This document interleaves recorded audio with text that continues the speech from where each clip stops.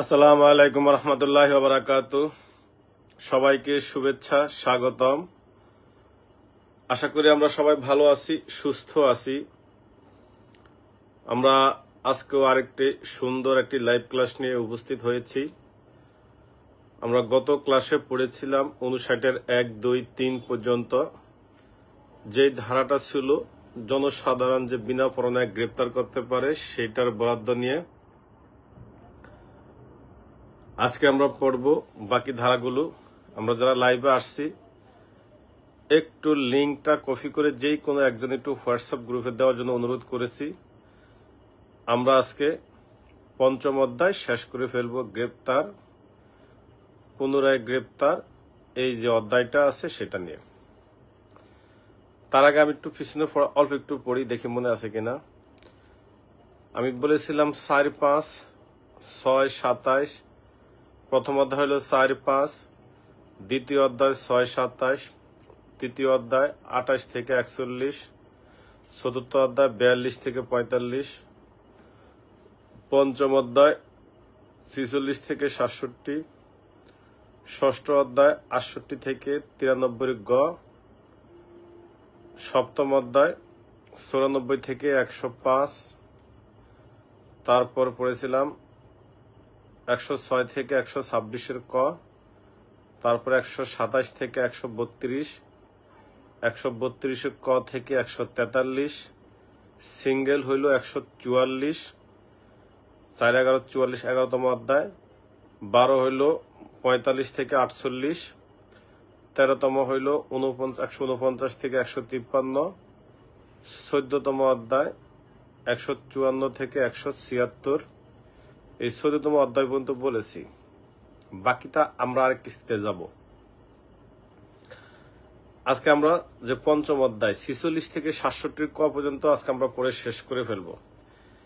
একটু আমার সাথে সাথে সবাই একটু খেয়াল করি, যারা আসছেন লাইভে, আমি কি কি ধারা পড়িয়েছি এই অধ্যায়ে। 46-এ পড়াইছি আমরা, একটা হলো 46-এর 1, 2, 3, এখানে 3টা ক্লোজ আছে। আর 46-এর ক, 46-এর খ, 46-এর গ, 46-এর গ হ, 46-এর উ, 47, 48, 49, 50, 51, 52, 53, 54-র 1, 2, 54-র ক, 55-র 1, 56-র 1, 57-র 1, 2, 3, 58, 59-এর 1, 2, 3। আর আজকে আমরা পড়ব, আমার সাথে সাথে সবাই এখন বলেন কি কি ধারা পড়ব। প্রথম পড়ব 60, তারপরে 61, 62, 63, 64, 65, 66, 67, নতুন একটা ধারা যোগ হয়েছে 67 ক। তার মানে আজকে যে অধ্যায়, মানে আজকে যে ধারাগুলো পড়ব কোথাও কোনো ক্লোজ নাই, শুধু 67 একটা ধারা, 67 ক আলাদা একটা ধারা, এটা কোনো ক্লোজ না। 67 ক, যদি এরকম হয়তো 67 ক্লোজ ক বা 67 ক এর 1, 2 এরকম, তাহলে সেগুলো ক্লোজ। 67 একটা স্বতন্ত্র ধারা, আবার আলাদা 67 কুড়িগ্রামের ক আলাদা একটা স্বতন্ত্র ধারা। তাহলে আমরা আবার একটু আসি। তাহলে আমরা প্রথম থেকে যদি যাই, 60, 61, 62, 63, 64, 65, 66, 67, 67 ক। মোটামুটি কি সবাই কি লাইভে আসছেন? লিঙ্কটা কি কপি করে হোয়াটসঅ্যাপ গ্রুপে দিয়েছেন কেউ একজন? আমাদের পুরা কেউ কি দিয়েছেন লিঙ্কটা কপি করে হোয়াটসঅ্যাপ গ্রুপে, যেন সবাই সহজে যুক্ত হতে পারে?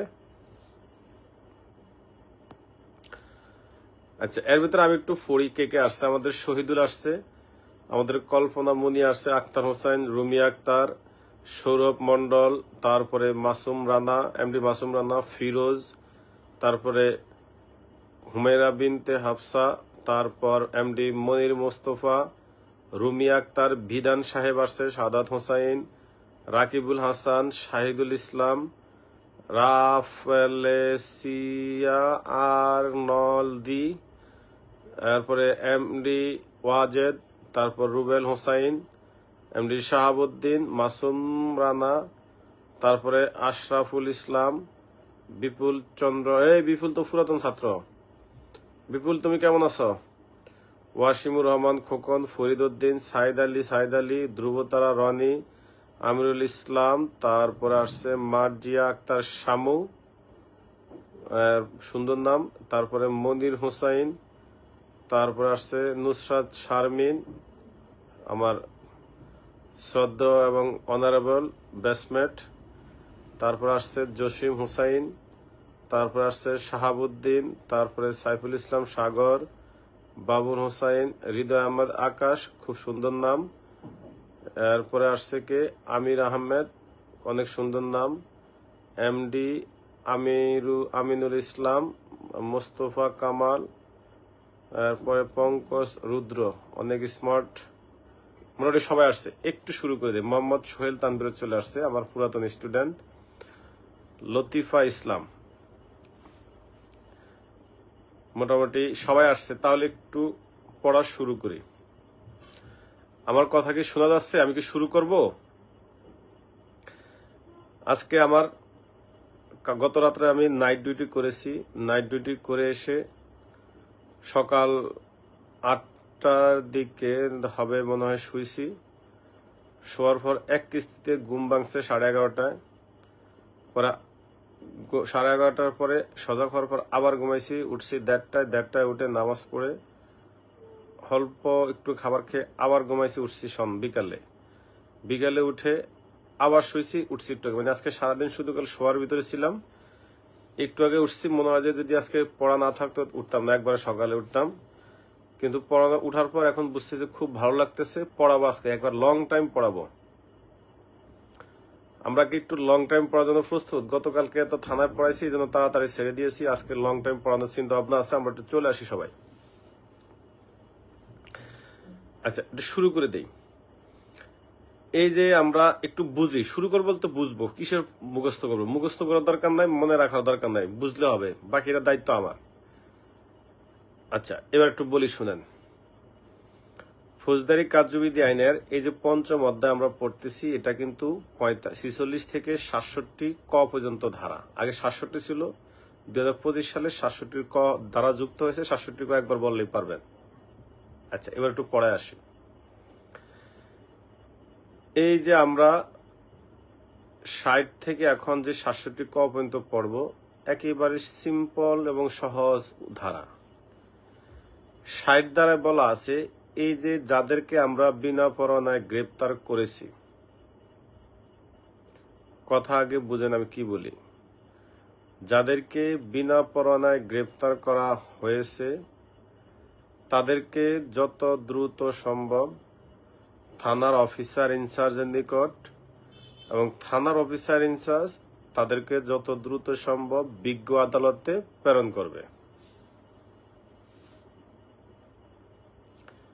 এটা বুঝছেন কিনা বলেন? মানে এই যে 5ম অধ্যায়ে আমরা যে গ্রেপ্তার, পলায়ন, আবার পুনরায় গ্রেপ্তার, যারা গ্রেপ্তার করি আবার পলায়ন করলে আবার গ্রেপ্তার করি যে পার্টি, এইখানে বলা আছে 46 থেকে আমরা যা পড়েছি 59 পর্যন্ত, এই যে যাদেরকে মূলত গ্রেপ্তার করা হয়েছে তাদেরকে যত দ্রুত সম্ভব থানার অফিসার ইনচার্জের কাছে হাজির করা, আর থানার অফিসার ইনচার্জ যত দ্রুত সম্ভব তাদেরকে বিজ্ঞ আদালতে প্রেরণ করবে। এই কথাটা বলা আছে 60 ধারায়। এটা কেন বলেছে একটু বলি। আপনারা প্রায় সময় দেখবেন যে কোনো আসামিকে বা কোনো ব্যক্তিকে গ্রেপ্তার করার পর আমরা সারা রাত তাদেরকে গাড়িতে নিয়ে ঘুরাই, থানার অফিসার ইনচার্জের কাজের নিকট হাজির করি না, অথবা গ্রেপ্তার করে নিয়ে থানায় নিয়ে পার্সোনালি রুমে রেখে দেই, ওসিকে জানাই না। সারা রাত্রে ঘুরে তাদেরকে বিভিন্নভাবে বিভিন্ন অনৈতিক কাজ করার জন্য, তাদেরকে দিয়ে বিভিন্ন খরচাপাতি রেডি করার জন্য ঘুরাই, সাথে সাথে আমরা ওসির কাছে হাজির করি না। আবার অফিসার ইনচার্জ মহোদয় কি করেন, তাদেরকে হাজত রেজিস্টারে লিপিবদ্ধ না করে, থানা হইতে তিনি আদালতে প্রেরণ না করে, অফ দ্য রেকর্ডে তিনি 2 দিন 3 দিনও থানায় রেখে দেন। এই কাজগুলো যেন করতে না পারে, এই জন্য ফৌজদারি কার্যবিধানের 60 ধারায় বলা আছে যে যাদেরকে বিনা পরোয়ানায় গ্রেপ্তার করা হবে তাদেরকে যত দ্রুত সম্ভব থানার অফিসার ইনচার্জের নিকট, আর থানার অফিসার ইনচার্জ যত দ্রুত সম্ভব তাদেরকে বিজ্ঞ আদালতে বা ম্যাজিস্ট্রেটের নিকট প্রেরণ করবে। এই কথাটা বলা আছে 60 ধারায়। এই 60 দ্বারা কি আমরা পারি? একটু আমাকে বলেন 60 দ্বারা বুঝছেন কিনা কি বলেছি।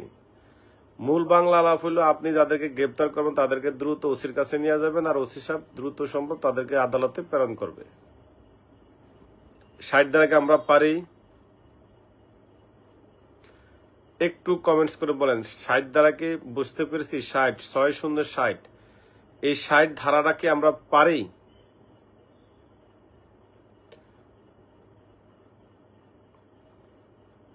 যে যাদেরকে বিনা পরোয়ানায় গ্রেপ্তার করা হবে।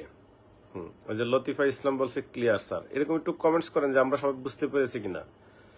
যে যাদেরকে বিনা পরোয়ানায় গ্রেপ্তার করা হবে আপনি বুঝবেন, মুখস্থ করা দরকার নয়, তাদেরকে যত দ্রুত সম্ভব থানার অফিসার ইনচার্জের নিকট হাজির করতে হবে।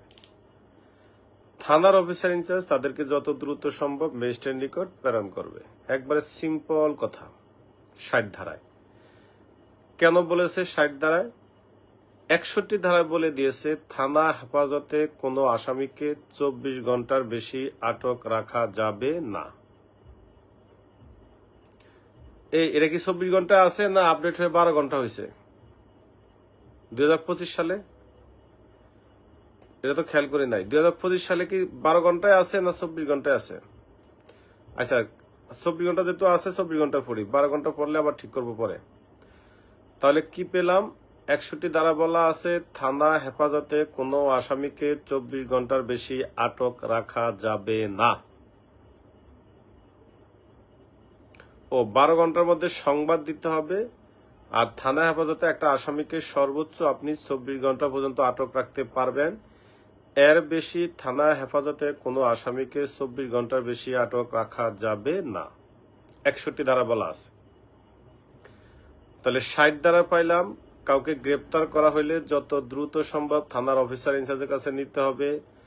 থানার অফিসার ইনচার্জ যত দ্রুত সম্ভব তাকে আদালতে প্রেরণ করবে।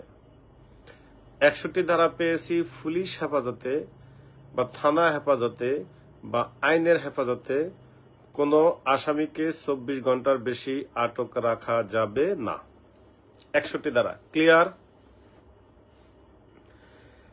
একটু আমাকে বলেন, এই যে ওয়াসিমুর রহমান খোকন, এই ছেলেটা খুব স্মার্ট, ও সুন্দর করে লেখছে 60 ক্লিয়ার স্যার, মানে সে 60 দ্বারা ক্লিয়ার দিয়েছে। শাহিদুল ইসলাম লেখছে 60 ক্লিয়ার, ভেরি গুড। আর বাকি অনেকেই ক্লিয়ার স্যার লিখছে। হ্যাঁ, তার মানে আমরা 60 ধারাও পারি, 61 ধারাও মনে পারি। 61 ধারা গবেষণা করার মতো কোনো ধারা না, শুধু বলা আছে পুলিশ হেফাজতে কোনো আসামিকে 24 ঘন্টার বেশি আটক রাখা যাবে না। 61 ধারায় ওকে। এবার আমরা যাব 62 ধারায়। 62 ধারা কি বলেছে দেখেন। আচ্ছা এবার আমাকে একটু বলেন 61 ধারা পর্যন্ত আমরা পারি, 62 ধারা পড়ার আগে একটু বলি, আগে বুঝেন। এই যে আমরা 46-এ গ্রেপ্তার পড়েছি, 54-তে গ্রেপ্তার পড়েছি, তারপরে 59-এও গ্রেপ্তার পড়েছি, 57-এও গ্রেপ্তার পড়েছি, আবার 55 ধারাতেও গ্রেপ্তার পড়েছি, মানে গিনা পাওনা গ্রেপ্তার করেছি, আবার 57-2-ও আমরা ছেড়ে দিয়েছি, 59-3-ও আমরা ছেড়ে দিয়েছি। তাহলে এই যে এতদিন 61 পর্যন্ত যত ধারা পড়েছি, কোন জায়গায় আমরা গ্রেপ্তার করেছি, কোন জায়গায় আমরা আবার মুচলেখা নিয়ে ছেড়েও দিয়েছি। এখন কয়জনকে আপনি গ্রেপ্তার করেছেন বিনা পরোয়ানায়, কতজনকে আপনি জামিনে মুক্তি দিয়েছেন, এই বিষয় সম্পর্কে থানার অফিসার ইনচার্জ একটি লিখিত প্রতিবেদন বিজ্ঞ আদালতে বরাবর প্রেরণ করতে হবে। এটা বলা আছে 62 ধারায়। তাহলে একটু বলি, আবার আমি বলি কি আগে একটু বুঝেন, তারপরে লিখবেন বা মাথায় নেন। তাহলে 62 ধারা মূল বাংলা আলাপটা কি? 62 ধারা মূল বাংলা আলাপ হইল যে কাউকে যদি বিনা পরোয়ানায় গ্রেপ্তার করা হয় এবং কাউকে যদি গ্রেপ্তার করার পর মুচলেখা নিয়ে দিয়ে ছেড়ে দেওয়া হয়, তাদের সম্পর্কে বিস্তারিত তথ্যাদি লিখিতভাবে বিজ্ঞ আদালত বরাবর প্রেরণ করতে হবে। কে প্রেরণ করবে? থানার অফিসার ইনচার্জ। এই কথাটা বলা আছে 62 ধারায়। তাহলে এই যে আপনি ধরেন 20 জন লোককে গ্রেপ্তার করেছেন, 20 জনের মধ্যে আপনি 5 জনকে আবার মুচলেখা নিয়ে ছেড়ে দিয়েছেন, এদের সম্পর্কে একটা বিস্তারিত লিখিত প্রতিবেদন বিজ্ঞ আদালত বরাবর প্রেরণ করতে হবে। এই কথাটা বলা আছে 62 ধারায়। মুস্তফা কামাল বলছে 61টি ধারা গ্রেপ্তারের ক্ষেত্রে প্রযোজ্য হবে নাকি বিনা অপরাধে গ্রেপ্তার? সকল ক্ষেত্রে 61টি ধারা প্রযোজ্য হবে, যে 24 ঘন্টা বেশি আটক রাখা যাবে না। যে ওয়ারেন্ট বলে যদি আসামি ধরে নিয়ে আসেন সেটাও 24 ঘন্টা বেশি রাখতে পারবেন না। বিনা অপরাধে যদি গ্রেপ্তার করে নিয়ে আসেন সেটাও 61টি ধারা মোতাবেক 24 ঘন্টা বেশি আটক রাখতে পারবেন না। যেই কোনো কারণে নিয়ে আসেন তাকে বিনা যেই অবস্থাতে নিয়ে আসেন তাকে 24 ঘন্টার বেশি আটক রাখা যাবে না। এমডি শাহাবুদ্দিন আপনি বলছেন স্যার আজকে সাউন্ডটা একটু কম মনে হচ্ছে। এখন দেখুন ঠিক আছে কিনা সাউন্ড, এখন সাউন্ড ঠিক আছে কিনা দেখেন। তাহলে আমরা কি পেলাম? 60 দ্বারা পাইছি। 60 আর 62-র মধ্যে পার্থক্য কি? 60 এলো বডি প্রেরণ করা, বডি ওসির কাছে নিয়ে যাবে যদি অফিসাররা গ্রেপ্তার করে, আর ওসি ওদেরকে দ্রুত আদালতে প্রেরণ করবে, এটা হলো বডি প্রেরণ করা। আর 62তে বলা আছে যাদেরকে বিনা অপরাধে গ্রেপ্তার করা হয়েছে এবং যাদের কাছ থেকে মুচলেখা নিয়ে ছেড়ে দেওয়া হয়েছে তাদের সম্পর্কে লিখিত প্রতিবেদন প্রেরণ করা। তাহলে 60 হলো বডি, মানে আসামির দেহ প্রেরণ করবেন 60। আসামি সম্পর্কে যাদেরকে গ্রেপ্তার করেছে, যাদেরকে ছেড়ে দেওয়া হয়েছে তাদের সম্পর্কে লিখিত প্রতিবেদন প্রেরণ করবে হলো 62তে। 60 এবং 62 এই দুইটা পার্থক্য আমরা বুঝতে পেরেছি কিনা একটু কমেন্ট করে স্যার বুঝতে পেরেছি অথবা বুঝতে পারি না।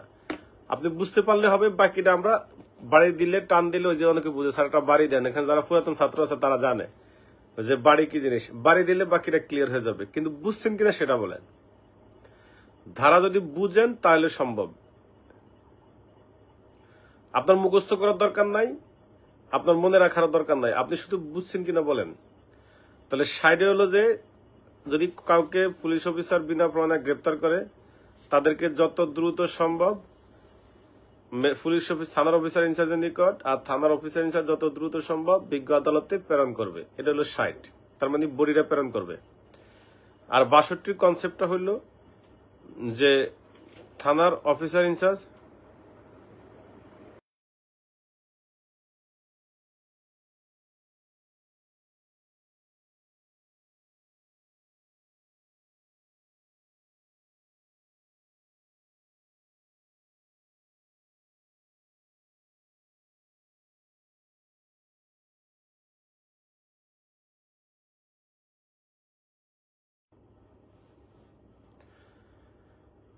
তাহলে 60 এবং 62 এই দুইটার কনসেপ্ট হইল 60 ধারায় বলা আছে যে বডি প্রেরণ করা, 62তে বলা আছে যাদেরকে বিনা প্রমাণে গ্রেপ্তার করা হয়েছে তাদের সম্পর্কে বা যাদেরকে ছেড়ে দেওয়া আছে। দুইটা পার্ট, কারণ এখানে আমরা গ্রেপ্তারও করেছি আবার ছেড়েও দিয়েছি। 57(2) অনুসারে 3 আমরা ছেড়ে দিয়েছিলাম।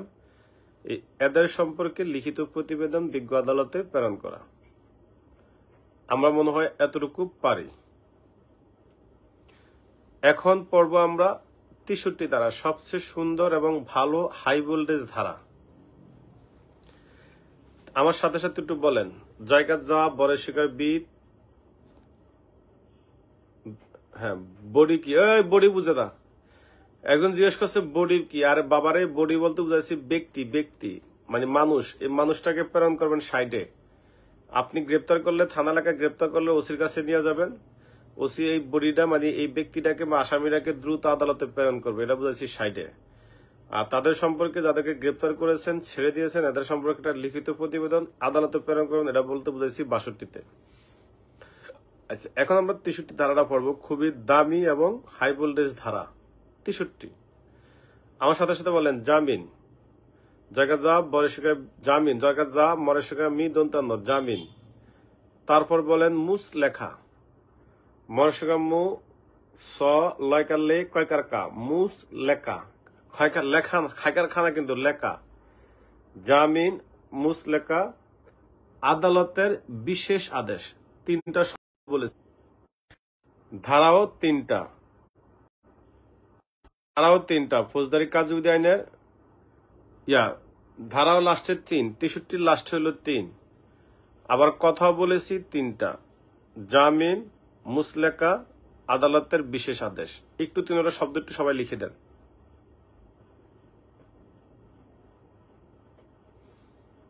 আমাকে একটু 3টা শব্দ লিখে দেন, জামিন, মুসলেকা, আদালতের বিশেষ আদেশ। এই 3টা শব্দ একটু লিখে দেন।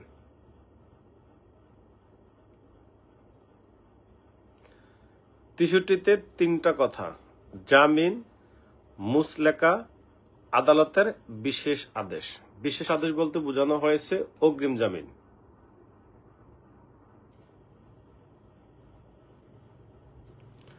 তাহলে আগে লিখবেন জামিন, তারপর লিখবেন মুসলেখা, তারপর লিখবেন আদালতের বিশেষ আদেশ, যেটাকে আমরা অ্যাডভান্স আমরা জামিন বলে থাকি।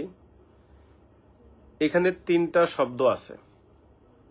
ওকে, এবার আমার কথাটা কান পরিষ্কার করে শুনেন আমি কি বলতেছি। থানা এলাকার মধ্যে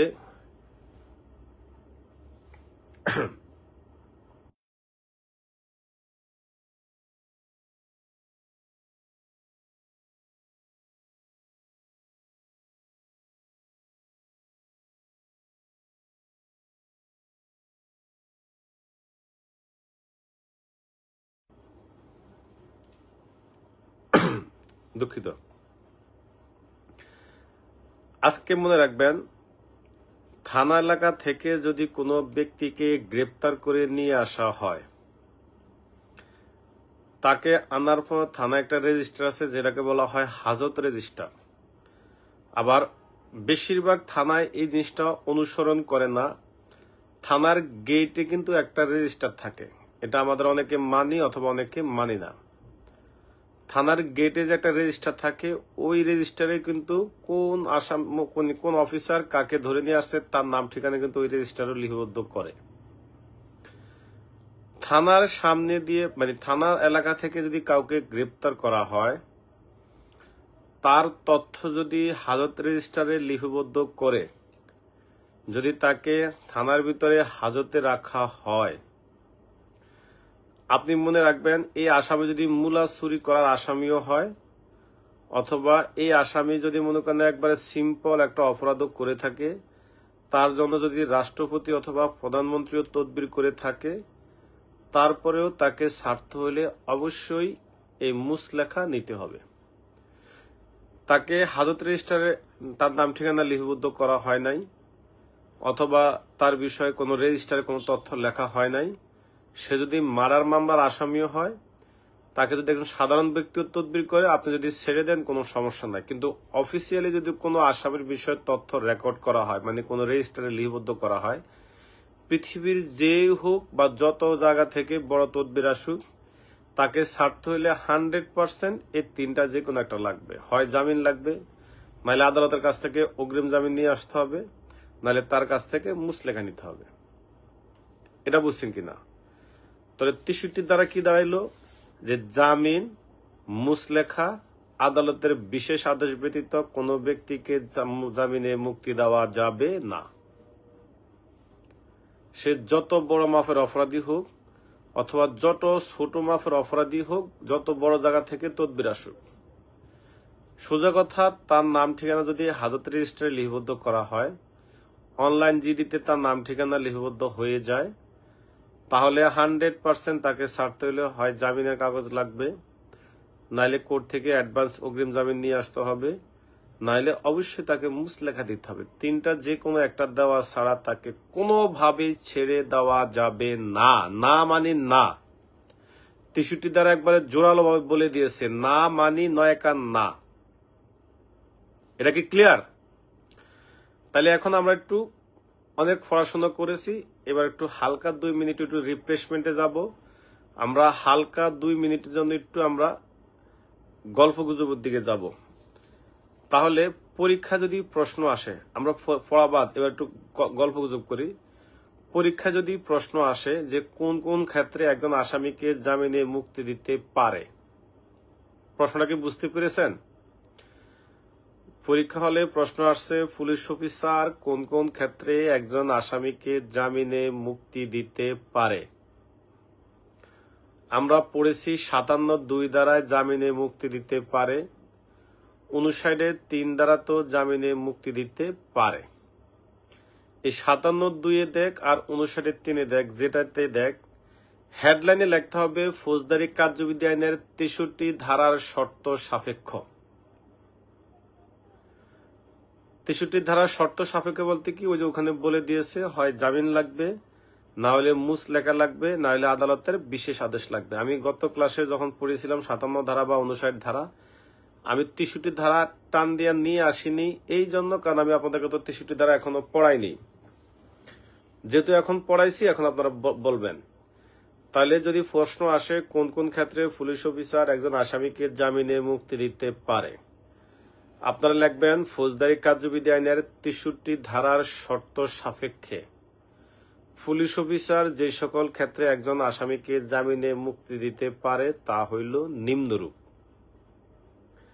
এবার আপনি লিখবেন 57(2)-এ লিখবেন যে যার নাম ঠিকানা, মানে যাকে আমলে অযোগ্য অপরাধে গ্রেপ্তার করা হয়েছে এবং তার যদি নাম ঠিকানা সঠিক পাওয়া যায় তাহলে তার কাছ থেকে মুচলেখা নিয়ে পুলিশ অফিসার তাকে জামিনে মুক্তি দিতে পারবে।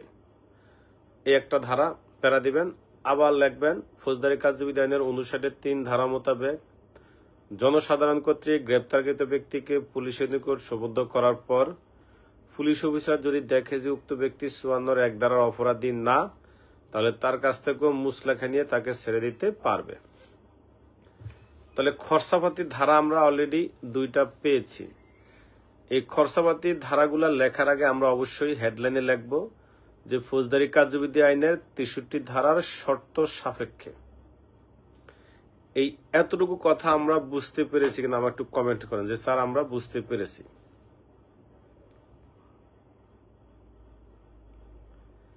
এই এতটুকু কি ক্লিয়ার যে ফৌজদারি কার্যবিধি আইনের 63 ধারার শর্ত সাপেক্ষে বা 63 ধারা অনুসরণ পূর্বক যে সকল ক্ষেত্রে পুলিশ অফিসার একজন আসামিকে জামিনে মুক্তি দিতে পারে তা হইল নিম্নরূপ।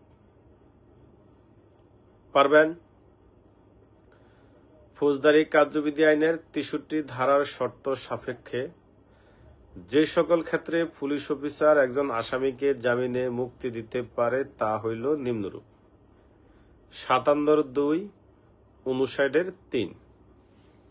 আচ্ছা, এখন একটু আমার সাথে একটু বলেন তাহলে কোন কোন ক্ষেত্রে পুলিশ অফিসার জামিনে মুক্তি দিতে পারে।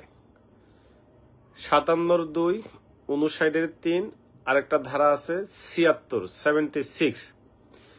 এই তিনটাকে আমি খুচরা ধারা বলি। খুচরা মানে ব্যাচেলার, তাদের এখনো বিয়ে হয় না, তারা আলাদা আলাদা আছে। তাহলে ছেড়ে দেওয়ার ধারা আমরা পাবো টোটাল 7টা। 7টা ছেড়ে দেওয়া ধারার মধ্যে 3টা ধারার এখনো বিয়ে শাদী হয় নাই, তারা এখনো অবিবাহিত আছে। এই 3টা কে? একটা হলো 57(2), একটা হলো 59(3), একটা হলো 76। এই জন্য তারা দূরে দূরে আছে। 3টা হলো অবিবাহিত ধারা, ব্যাচেলার। 169, 170 এটা হলো কাপল ধারা। এখানেও 2টা ধারা কিন্তু একসাথে, একটা হলো 169, একটা হলো 170। আর একটা হইল 496, আর একটা হলো 497। টোটাল এই 7টা ধারাতে পুলিশ অফিসার একজন আসামিকে জামিনে মুক্তি দিতে পারে। তাহলে খুচরা পাইলাম বা ব্যাচেলার ধারা পাইলাম 3টা, 57(2), 59(3), 76। আর কাপল ধারা পেয়েছি 169, 170, 496, 497। দেখেন 7টা হয়েছে কিনা টোটাল। তাহলে 63 ধারার শর্ত সাপেক্ষে 63 ধারা ছেড়ে দেয় না, 63 ধারা বলছে এগুলো আপনি অনুসরণ করবেন। এই জন্য 63 ধারা কাউন্ট হবে না, 63তে হেডলাইন হবে। কিন্তু ছেড়ে দেওয়ার ধারা হলো টোটাল 7টা। ব্যাচেলার হলো 3টা বা খুচরা হলো 3টা, কি? 57(2), 59(3), 76। আর কাপল ধারা হইলো 169, তার নিচে 100। প্রত্যেকটা কিন্তু আলাদা আলাদা। তাই মনে করেন যে 169, 70 একসাথে না। 169 একটা ধারা, 170 একটা ধারা, 496 একটা ধারা, 497 একটা ধারা। এই টোটাল 7টা ধারা হয়েছে কিনা একটু লিখে দেন। তাহলে এই একটা প্রশ্ন উত্তর কিন্তু আমরা অলরেডি পেরে গিয়েছি। পুরা সিআরপিসিতে আর কোথাও ছেড়ে দেওয়া যায় না যে পুলিশ অফিসার কোন কোন ক্ষেত্রে একজন আসামিকে জামিনে মুক্তি দিতে পারে। আমরা লিখবো 1898 সালে ফৌজদারি কার্যবিধি আইনের অথবা 1898 সালের ফৌজদারি কার্যবিধি ব্র্যাকেটে লিখবেন সংশোধন, সর্বশেষ সংশোধন 2025 এর 63 ধারার শর্ত সাপেক্ষে যে সকল ক্ষেত্রে একজন আসামিকে জামিনে মুক্তি দিতে পারে তা হইল নিম্নরূপ: 57(2), 59(3), 76, 169, 170, 496, 497। ওই লতিফা, তুমি তো আমার মতো একবারে সিঙ্গেল লেখছো 3টা, ডাবল লেখছো 4টা। না, এভাবে লেখার দরকার না, তুমি একটা নিয়ে লেখো। আমি তো একটু দুষ্টামি করে পড়িয়েছি যেন তোমার মাথায় সহজে সেভ থাকে, মাথায় রাখতে পারো। ওই জন্য এখন যদি তুমি পরীক্ষা হলো যদি আবার লেখো যে সিঙ্গেল হইলো এই 3টা, আবার কাপল হইলো 4টা, তাহলে তো তোমার তো ওই বছর তো ফেল করবা, পরবর্তীতে আরো 5 বছর বলবো সেজন্য পরীক্ষা দিতে না পারে। আমি তো এটা জাস্ট তোমাদেরকে ফান করে পড়াইছি, কারণ আইনটা তো এমনি কঠিন, তার উপর যদি আমার স্টুডিওটা বানায় আরো কঠিন। কারণ অনেক স্যারে দেখছি খুব সুন্দর করে স্টুডিও তৈরি করেছে, একবারে আরো জটিল ভাবে, খুব একবারে ভয়াবহ ভাবে কোট পড়ে, টাই পড়ে, সেই লেভেলের গেট আপ ম্যাট আপ নিয়ে অনেকে পড়ায়, আমি দেখেছি। না, এত জটিল করা যাবে না, কারণ আইনটা এমনি কঠিন। এরপর যদি বড় কোন স্টুডিও বা স্যারা ছবি আরো কঠিন করে, তাহলে তো আরো কঠিন হবে। একবার সিম্পল থাকেন, সাধারণ থাকেন। তাহলে 57(2), 59(3), 76। 57(2) আর 59(3) এটা নিয়ে আমি কম্পেয়ার করেছিলাম গত ক্লাসে। আমি বলেছিলাম পরীক্ষার হলে গেলে 57(2) আর 59(3) কিভাবে মনে রাখবেন, কারণ অনেক সময় ভুল হইতে পারে। কি 57(3) না 57(2), 59(3) না 59(2), প্যাঁচ লাগতে পারে। আমি বলেছিলাম 57 হলো ছোট, 2 ক্লোজ সেটাও ছোট, 59 হলো সংখ্যায় বড়, ক্লোজ 3ও সংখ্যায় বড়। তাহলে ছোট ধারার সাথে ছোট ক্লোজ, বড় ধারার সাথে বড় ক্লোজ। তাহলে 57(2), 59(3), তাহলে পরীক্ষা হলে আর ভুল হবে না। এরপরে বলেছি 76, তারপর বলেছি 169, 170, 496, 497। খান ওহিদুর রহমান বলছে আমলযোগ্য নাকি আমল অযোগ্য। এখানে সবগুলো কথা বলা আছে, আমলযোগ্য আর আমল অযোগ্য নাই। আমলযোগ্য আর আমল অযোগ্য নিয়ে প্রশ্ন হবে না, প্রশ্ন হবে কোন কোন ক্ষেত্রে পুলিশ অফিসার একজন আসামিকে জামিনে মুক্তি দিতে পারে বা ছেড়ে দিতে পারে। ওই যে ধ্রুবতারা রনিও একই অবস্থা লাগছে, ব্যাচেলর ধারায় 3টা, বিবাহিত ধারা 4টা। না, ব্যাচেলর বিবাহিত এগুলো লেখার দরকার নাই, এটা তো আমি বলেছি যারা আপনারা সহজে মনে রাখতে পারেন। এখন কি মোটামুটি কি এই 7টা কি পারি? 63 ধারা 8টা আমরা কি পারবো? 57(2), 59(3), 76, 169, 170, 496, 497 মনে রাখতে পারবো?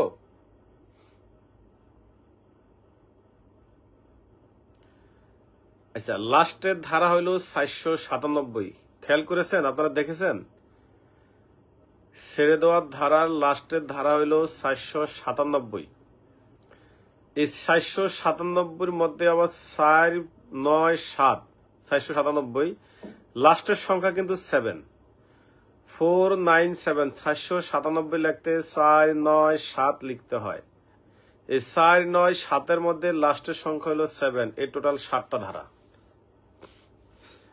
ছেড়ে দেওয়ার 7টা ধারা আছে টোটাল। 497 লাস্টের সংখ্যা 7, ছেড়ে দেওয়ার ধারাও লাস্টে হলো 7, লাস্টের সংখ্যা ডিজিট। তাহলে আমরা কি পেলাম? পুলিশ অফিসার কোন কোন ক্ষেত্রে একজন আসামিকে জামিনে মুক্তি দিতে পারে।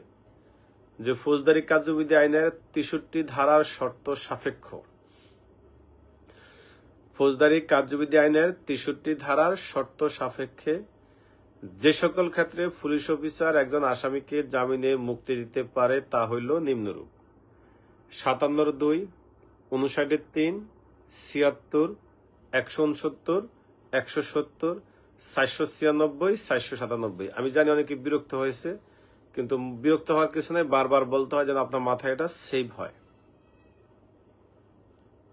ওকে, আচ্ছা ঠিক আছে। তাহলে আমরা আবার একটু ব্যাকে আসি পিছনে। 60 ধারায় পড়েছিলাম যাদেরকে বিনা পরোয়ানায় গ্রেপ্তার করা হবে তাদেরকে যত দ্রুত সম্ভব অফিসার ইনচার্জের কাছে নিতে হবে, আর তিনি যত দ্রুত সম্ভব তাদেরকে আদালতে প্রেরণ করবে। 61তে আমরা পড়াইছিলাম যদি পুলিশ হেফাজতে কোনো আসামি রাখা হয় তাকে 24 ঘন্টার বেশি আপনি আটক রাখতে পারবেন না। 62তে পড়াইছিলাম যাদেরকে বিনা পরোয়ানায় গ্রেপ্তার এবং যাদেরকে ছেড়ে দেওয়া হয়েছে তাদের সম্পর্কে একটা লিখিত প্রতিবেদন বিজ্ঞ আদালতে প্রেরণ করতে হবে। 63তে বলেছি জামিন মুসলেখা আদালতের বিশেষ আদেশ ব্যতীত কাউকে ছেড়ে দেওয়া যাবে না। এখন পড়বো আমরা 64, তারপর হলো 65। একটু দেখেন ব্যাগে আসেন, পিছনে 42 দ্বারা একটু আসি।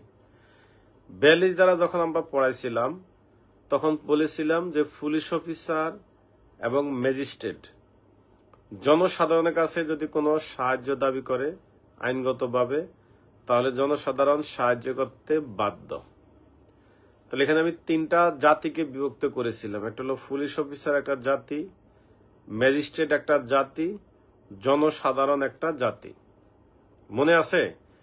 পুলিশ অফিসার আর ম্যাজিস্ট্রেট বাদ দিয়া বাংলাদেশের যত মানুষ আছে আইনের ভাষায় সবাই হইল জনসাধারণ। পুলিশ অফিসার ম্যাজিস্ট্রেট যদি জনসাধারণের কাছে আইনগতভাবে সাহায্য দাবি করে, আমি বলেছিলাম। তাহলে দেখেন এই যে 46 থেকে আমরা 67 ক পর্যন্ত যে পঞ্চম অধ্যায় আছে, এখানে দেখেন পুলিশ অফিসার বিনা অপরাধে গ্রেপ্তার করতে পারে 54-তে, জনসাধারণও গ্রেপ্তার করতে পারে 59-এ। তাহলে এখন বাকি আছে শুধু ম্যাজিস্ট্রেট, নাহলে সবাইকে কিন্তু অ্যারেস্টিং পাওয়ার দেওয়া হয়েছে। 42-এ আমরা 3টা জাতি পাইছি, পুলিশ অফিসার, ম্যাজিস্ট্রেট, জনসাধারণ।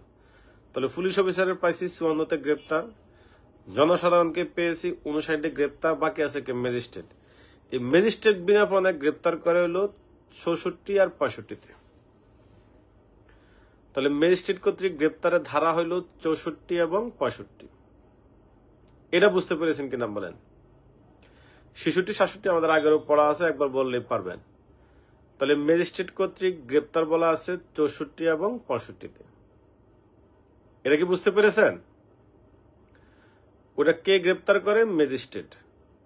এই ম্যাজিস্ট্রেট বলতে এই ম্যাজিস্ট্রেট নিয়ে একটা ক্লাস করাইতে হবে। আমি 6 ধারাটা একদিন বিস্তারিত একদিন ক্লাস করাবো সময় পাইলে, এখন না। যেদিন দেখবো ছাত্রছাত্রীর সংখ্যা কম ওই দিন একটু 6 ধারাটা পড়াবো। ওখানে আমি ম্যাজিস্ট্রেট সম্পর্কে ক্লিয়ার বুঝাতে হবে। নির্বাহী ম্যাজিস্ট্রেট কারা, জুডিশিয়াল ম্যাজিস্ট্রেট কারা, এই জুডিশিয়ালের মধ্যে আবার কত প্রকার আছে, কি আছে না আছে সব বুঝাবো একদিন। তাহলে একটু দেখেন 64 এবং 65 এই 2টা ধারা বরাদ্দ হইল ম্যাজিস্ট্রেটের জন্য। কোন ম্যাজিস্ট্রেট? এরা নির্বাহী ম্যাজিস্ট্রেট এবং জুডিশিয়াল ম্যাজিস্ট্রেট। নির্বাহী ম্যাজিস্ট্রেট যারা ডিসি অফিসের বসে, বিসিএস ক্যাডারে আসে, অ্যাডমিন ক্যাডারে যারা জয়েন করে, ডিসি অফিসে যাদের পোস্টিং হয় তারা হলো নির্বাহী ম্যাজিস্ট্রেট। আর জুডিশিয়াল ম্যাজিস্ট্রেট হলো বাংলাদেশ জুডিশিয়াল সার্ভিস, বিজেডি না, judicial Bangladesh judicial service, BJS. এর মাধ্যমে যারা নিয়োগপ্রাপ্ত হয় আলাদাভাবে, বিচার বিভাগ আলাদা, এরা হইল জুডিশিয়াল ম্যাজিস্ট্রেট, মানে বিচারিক ম্যাজিস্ট্রেট যারা। তাহলে একটু দেখেন এই জুডিশিয়াল ম্যাজিস্ট্রেট আর বিচারিক ম্যাজিস্ট্রেট যাই হোক, এই ম্যাজিস্ট্রেটদের জন্য বরাদ্দ হইল 64 আর 65। আপনারা দেখবেন অনেক সময় মোবাইল কোড করতে গিয়েছেন, এরা নির্বাহী ম্যাজিস্ট্রেট করে।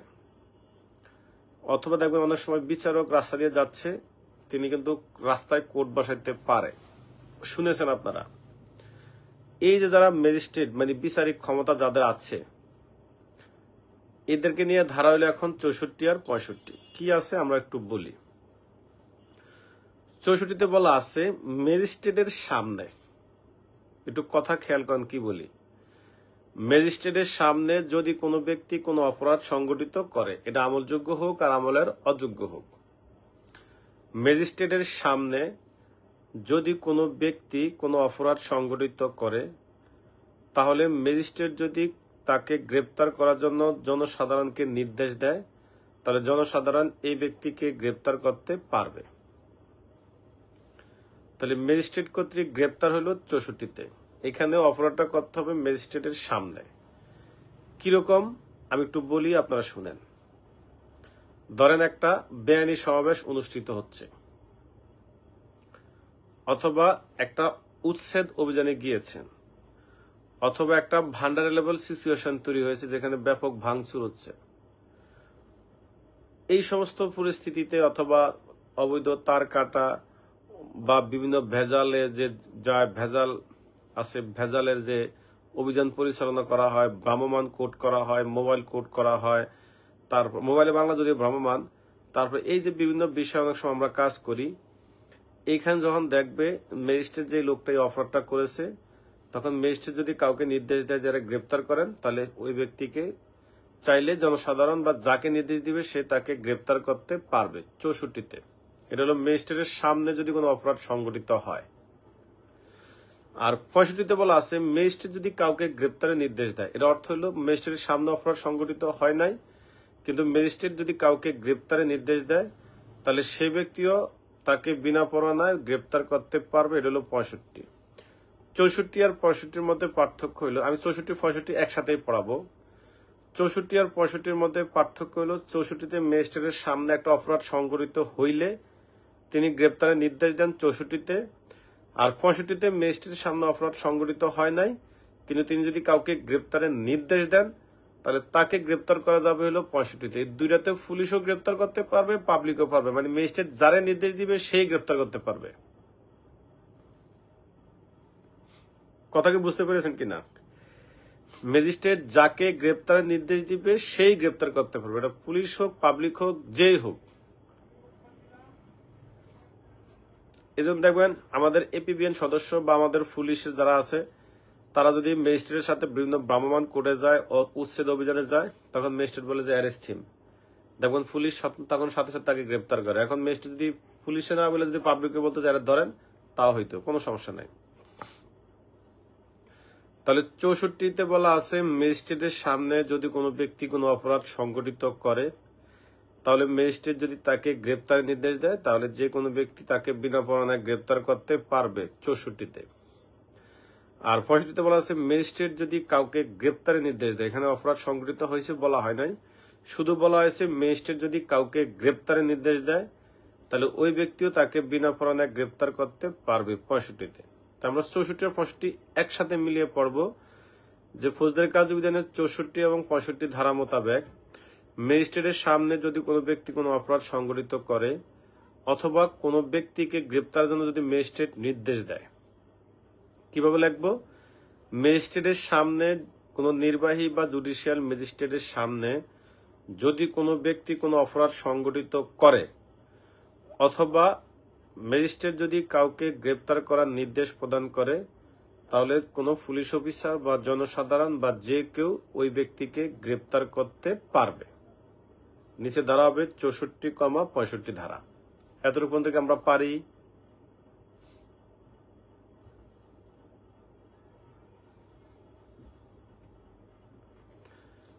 চৌষট্টি, 65 একবারে বেশি গবেষণা করার মতো কিছু নাই। ম্যাজিস্ট্রেটের সামনে কেউ অপরাধ সংঘটিত করছে, ম্যাজিস্ট্রেট তাকে গ্রেপ্তারের নির্দেশ দিছে, অথবা ম্যাজিস্ট্রেট কাউকে গ্রেপ্তার করার নির্দেশ দিলে তাকে গ্রেপ্তার করা যাবে 64, 65। এখন আমরা পড়ব 66 ধারা। 66 ধারা আমরা আগে একবার পড়েছি, এখন আবার পড়ি। এই যে ভাল লাগছে যে যারা বুঝছে তারা অলরেডি ক্লিয়ার দিয়ে দিছে যে স্যার ক্লিয়ার। এখন আমরা পড়ব 66 ধারা। 66-তে বলা আছে পুলিশ হেফাজত হইতে যদি কোনো আসামি পলায়ন করে, সুন্দর কথা বলছে। ঢাকা থেকে একটা আসামিকে নিয়ে আপনি দিনাজপুরে রওনা দিয়েছেন। এই ঢাকা থেকে আসামিটাকে নিয়ে আপনি দিনাজপুরে রওনা দেওয়ার সময় আপনি যদি কি বলে এদিকে টাঙ্গাইল অথবা সিরাজগঞ্জের দিকে কোন একটা হোটেলে খেতে বসেছেন। এই হোটেলে খেতে বসার পরে হুট করে ওখান থেকে একটা আসামি পালিয়ে গেছে। তাহলে এই আসামিটা পালিয়ে যাওয়ার পর আপনার কাছে কি মনে হয়, সে কি কোনো রাস্তায় যা দাঁড়িয়ে থাকবে না কোথাও লুকিয়ে যাবে? নিশ্চিত সে নিজেকে আড়াল করার জন্য কোথাও লুকাবে। তাহলে পুলিশ হেফাজতে যে আসামিটা পালাইছে, এই যে হোটেল থেকে যে আসামিটা পালিয়ে গেল, যাওয়ার সময় পথের মধ্যে খাইতে গেছিলেন, এখান থেকে যে আসামিটা যে পালিয়ে গেছে তাকে অনুসরণ করে আপনি বাংলাদেশের যেই কোনো স্থান থেকে আপনি তাকে গ্রেপ্তার করতে পারবেন। এই কথাটা বলা আছে 66 ধারায়। 66 ধারাটা বুঝতে পেরেছি কিনা বলেন? যে পুলিশ হেফাজত হইতে যদি কোনো আসামি পলায়ন করে, আমি কি বলেছি? পুলিশ হেফাজত হইতে যদি কোনো আসামি পলায়ন করে তাহলে তাকে অনুসরণ করে বাংলাদেশের যেই কোনো স্থান থেকে তাকে কি করা যাবে? গ্রেপ্তার করা যাবে। কত ধারা? 66 ধারা। 67 ধারায় বলা আছে এই 66 ধারার অপরাধীকে গ্রেপ্তারের ক্ষেত্রে মানে কি, মানে যে আসামিটা পুলিশের হেফাজত থেকে পলাইছে তাকে গ্রেপ্তারের ক্ষেত্রে তাহলে 66 ধারা, এখন পড়া দিয়েছি 67 ধারা ফৌজদারি কার্যবিধি আইনের 67 ধারা মোতাবেক অত্র আইনের 66 ধারার আসামিকে গ্রেপ্তারের ক্ষেত্রে, খেয়াল করেন আমি কি বলেছি, অত্র আইনের 66 ধারার অপরাধীকে গ্রেপ্তারের ক্ষেত্রে সে যদি কোনো আবদ্ধ স্থানে থাকে, যে ব্যক্তি ওই যে হোটেলে খাওয়ার সময় পালিয়ে গিয়েছে, আপনি তাকে অনুসরণ করতে করতে গাইবান্ধা গিয়েছেন, গিয়ে দেখেছেন সে একটা বাড়িতে লুকিয়ে আছে, তাহলে এখন 66 ধারা এটা বলা আছে যে 66 ধারার অপরাধীকে গ্রেপ্তারের ক্ষেত্রে যদি সে কোনো আবদ্ধ স্থানে থাকে, তাহলে অবশ্যই অত্র আইনের 47, 48, 49 ধারা অনুসরণ করে গ্রেপ্তার করতে হবে। কি করতে হবে? 47 বলা আছে এরকম আগে অনুমতি নিতে হবে, 48 বলা আছে অনুমতি না দিলে ভেঙে প্রবেশ করতে হবে, 49 বলা আছে বাইর হয়ে আসা যাবে ভেঙে। তাহলে এই 67 ধারা এই কথাটাই বলা আছে যে 66 ধারার কোনো আসামিকে গ্রেপ্তারের ক্ষেত্রে সে যদি কোনো আবদ্ধ স্থানে থাকে, তাহলে অবশ্যই অত্র আইনের 47, 48, 49 ধারা অনুসরণ করে তাকে এই গ্রেপ্তার কার্যকর করতে হবে। এটা বলা আছে 67 ধারায়।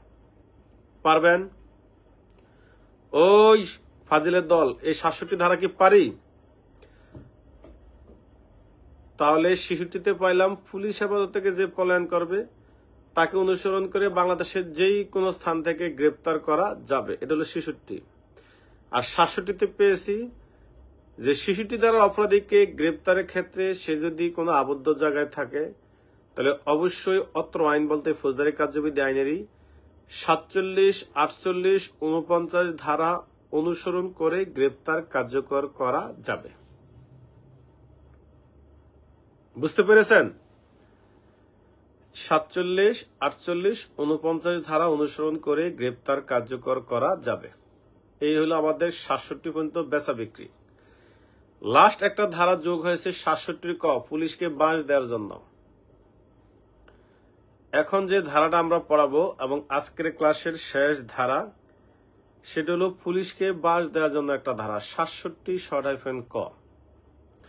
এই 67 কতে বলা আছে যাদেরকে পুলিশ অফিসার গ্রেপ্তার করা হয়েছে, মানে 46 থেকে 67 পর্যন্ত যত লোকের যত আইটেমের জায়গা থেকে গ্রেপ্তার করেছেন, তাদেরকে আদালতে হাজির করার পর কি বলি শুনেন, যাদেরকে গ্রেপ্তার করা হয়েছে, মানে বিনা পরোয়ানা বলেন, পরোয়ানা সহ বলেন, যেভাবে বলেন, যাদেরকে গ্রেপ্তার করা হয়েছে বা যে সকল আসামিদেরকে গ্রেপ্তার করা হয়েছে, তাদেরকে আদালতে হাজির করার পর আদালত যাচাই বাছাই করে দেখবেন যে গ্রেপ্তারের ক্ষেত্রে যথাযথ পদ্ধতি অনুসরণ করা হয়েছে কিনা। ওই যে মনে আছে 46 ক, খ, গ, গহ, উঙ, এখানে কিছু কথা বলা আছে আসামির পক্ষে। আবার 50 ধারা বলা ছিল তার সাথে অতিরিক্ত বল প্রয়োগ করা যাবে না। 51 বলা ছিল তার যা পাবেন 1 কপি তাকে দিতে হবে তল্লাশি করে।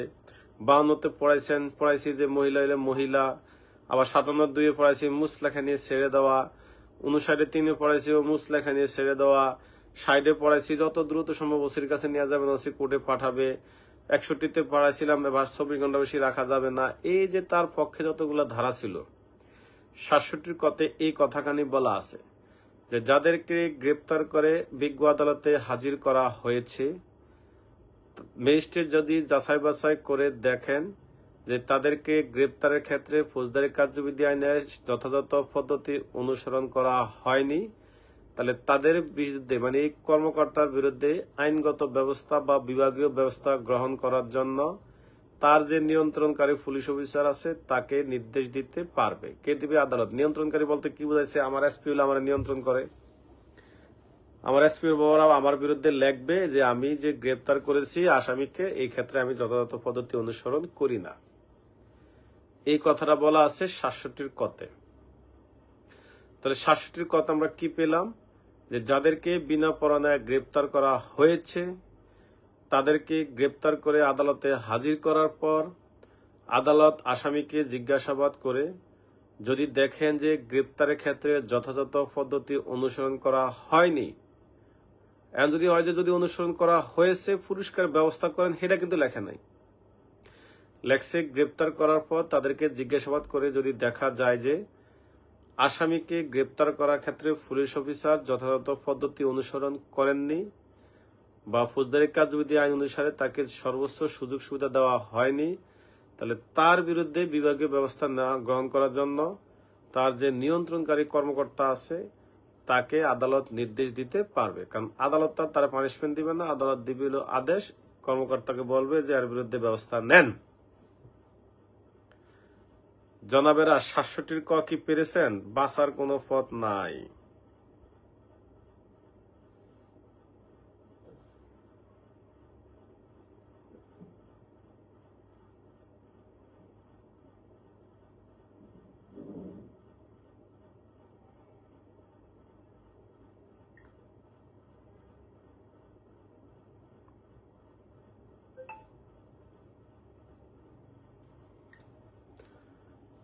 আমি কি বুঝাইতে পেরেছি? আপনারা কি বুঝতে পেরেছেন? বাঁচার কোনো পথ নেই।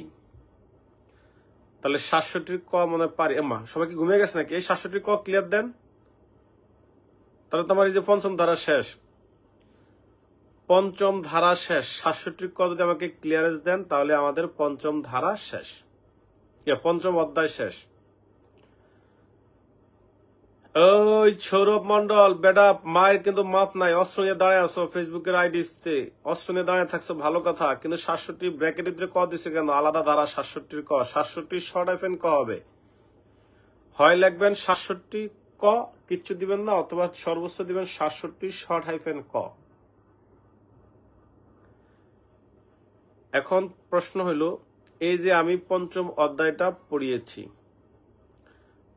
আগামীকালকেও আমি এই পঞ্চম অধ্যায়টাকে রিক্যাপ করব, প্রথম থেকে একবারে শেষ পর্যন্ত আবার ভালোভাবে পড়াবো। ৪২ থেকে মানে চতুর্থ এবং পঞ্চম অধ্যায়।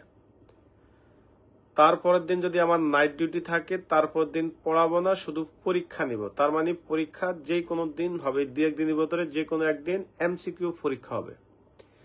যেদিন এমসিকিউ পরীক্ষা হবে ওই দিন কিন্তু পড়ানো হবে না। তাহলে কালকেও আমার পড়ানোর সুযোগ যেহেতু আছে, কালকে রাত্রেও পড়াবো। সম্ভাব্য ডেট হলো পরশুদিন রাত্রে আপনাদের একটা এমসিকিউ পরীক্ষা হবে।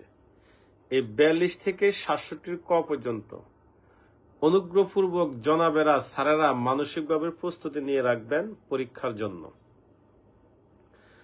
তাহলে এই যে আমরা পড়লাম ৬০ থেকে ৬৭ ক পর্যন্ত, এটা কি হয়েছে? ৬০ দ্বারা পাইছি, যারে গ্রেপ্তার করেন দ্রুত ওসির কাছে নিয়ে যাবেন, ওসি এদেরকে কোর্টে পাঠাবে, শেষ। ৬১ মূল বাংলা আলাপ হইল এদেরকে ২৪ ঘন্টার বেশি আটক রাখতে পারবেন না। ৬২ বাংলা আলাপ হইল যায় দছেন না যায় ছাড়ছেন সব বিষয়ে একটা লিখিত প্রতিবেদন কোর্টে ফেরাইতে হবে। ৬৩ মূল বাংলা আলাপ হইল ৩ কান, একটা হলো জামিন, এক কান হলো আদালতের বিশেষ আদেশ, একটা হলো মুসলেখায়। এটা ছাড়া ৩টা ছাড়া কোনোভাবেই ছেড়ে দেওয়ার সুযোগ নাই। ৬৪তে বলা আছে ম্যাজিস্ট্রেটের সামনে, ৬৫তে বলা আছে সে যদি কাউকে নির্দেশ দেয় তাহলে বিনা পরোয়ানায় গ্রেপ্তার করা যাবে। একজন বলছে স্যার আটকে আছেন কেন? আমি আটকে আছি না, আপনার মোবাইলে সম্ভবত আটকে আছে। ৬৬তে পড়ছিলাম আমাদের পুলিশের হেফাজতে যদি কেউ পলায়ন করে তার অনুসরণ করে বাংলাদেশের যে কোনো জায়গায় যায় ধরতে পারবেন, সমস্যা নাই।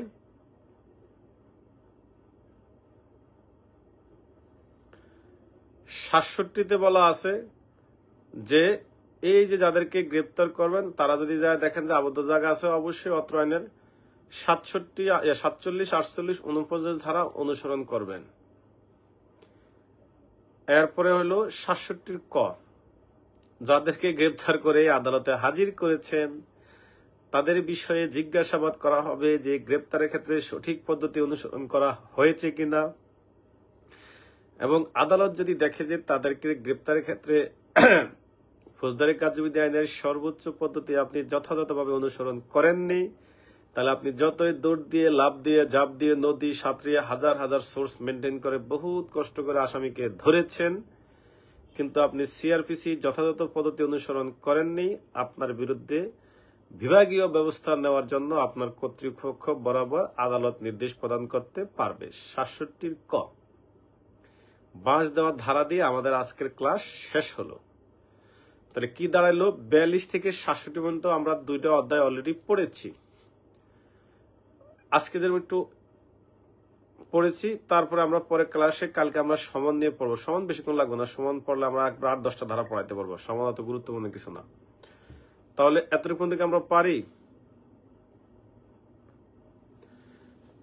এতটুকু কি লাগছে? জনাবদেরই তো শুধু জিজ্ঞেস করেন, জনাবাদের তো জিজ্ঞাসা করেন না। আচ্ছা, জনাব এবং জনাবেরা সবাই কি পেরেছেন এই 60 থেকে 67 ক পর্যন্ত? তাহলে আমি একসাথে মিলে একটা বাড়ি দিয়ে দেই নাকি? 42 বলা আছে সাহায্য চাইলে সাহায্য করতে বাধ্য। 42 কতে গ্রেপ্তারের ক্ষেত্রে, খতে আইন শৃঙ্খলা সরকার সম্পত্তি রক্ষা। 43 জনসাধারণকে। 44 বলা আছে কতিপয়। 45 বলা আছে গ্রাম প্রধান হিসাব নবিশ। 46 গ্রেপ্তার। 46 ক থেকে পর্যন্ত আসামির পক্ষে আইনগত সুবিধা। 47 অনুমতি। 48 প্রবেশ। 49 বাহির। 50 অতিরিক্ত বল প্রয়োগ। 51 দেহ তল্লাশি। 52 মহিলা। 53 আপত্তিকর। 54 একের প্রথমে বলা আছে পুলিশ অফিসের সামনে অপরাধ সংঘটিত করলে। এরপরে বলা আছে পুলিশ অফিসার তদন্তকালে অপর্যাপ্ত সাক্ষ্য প্রমাণ পাইলে। এরপর আছে আমলযোগ্য অপরাধের সাথে জড়িত সন্দেহজনক ব্যক্তিকে। তারপরে গড়ভাঙ্গা। তারপরে সরকার। তারপরে চোরাই মাল। তারপর পুলিশের কাজে বাধা। তারপরে সামরিক বাহিনী। তারপর দেশ বিদেশ। তারপরে 565(3). তারপরে অনুরোধপত্র।